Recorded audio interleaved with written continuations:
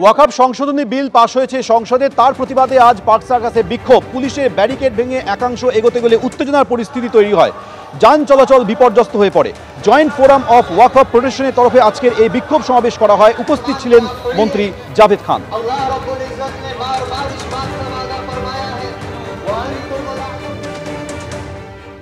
আজকে যারা একটা যাদের এমপি নেই, এমএলএ নেই, তারা কিরম যে মুসলমানকে নিয়ন্ত্রণ করবে, তারা মুসলমানের ভালো করবে, তার বিরুদ্ধে প্রতিবাদ। আর যদি ফার্মার বিলটা ফেরত হতে পারে আন্দোলনের মাধ্যমে, আমরাও চেষ্টা করব আমাদের এই ওয়াকফ বিলটা যাতে ফেরত হয় সেই আন্দোলনের মাধ্যমে। আমি খেলাফত কমিটির প্রেসিডেন্ট হিসেবে এসেছি। তৃণমূল কংগ্রেস যেটা করবে তৃণমূল কংগ্রেসের যারা সাধারণ সম্পাদক আছে, যারা পার্টির নেতারা আছে, তারা বলবে। চাকরি চুরির প্রতিবাদে দুর্গাপুরে বিক্ষোভ বিজেপির। পানাগড় ইলামবাজার সড়ক অবরোধ করে বিক্ষোভে বিজেপির কর্মী সমর্থকরা।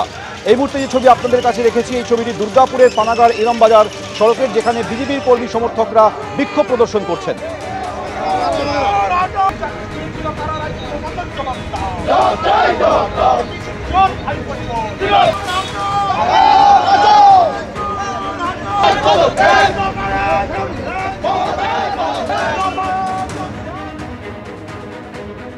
অন্যদিকে বিক্ষোভ মেদিনীপুরে কালেক্টরেট মোড়ে চাকরিহারারা পথে নেমে বিক্ষোভ প্রদর্শন করছেন।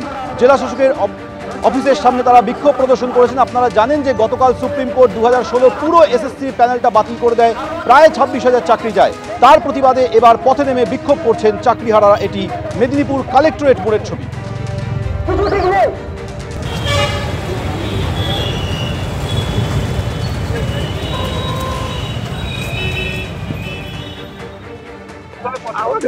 আমাদের পরিকল্পনা করার মতনও আর কিছু নেই। আমরা কোথায় যাবো, কার কাছে আমরা বিচার চাইবো? যেখানে সুপ্রিম কোর্ট আমাদেরকে বলে দিচ্ছে যে আমরা বেকার, আমাদের কাছে চাকরি থাকবে না, সেখানে আমরা কার কাছে বিচার চাইতে যাবো? আমাদের সরকার আমাদের পক্ষে নেই। বিচারপতি বলে দিল কিছুজন মানুষ, কিছুজন শিক্ষক যারা টাকা ফেরত দিতে হবে তারা অযোগ্য। তাহলে যাদের টাকা ফেরত দিতে হবে না তারা তো যোগ্য, এটা তো একদিক থেকে বলাই হলো। তাহলে আমরা কি দোষ করলাম? গতকাল যে রায়টা হলো কোনো মতেই মেনে নিতে পারছি না।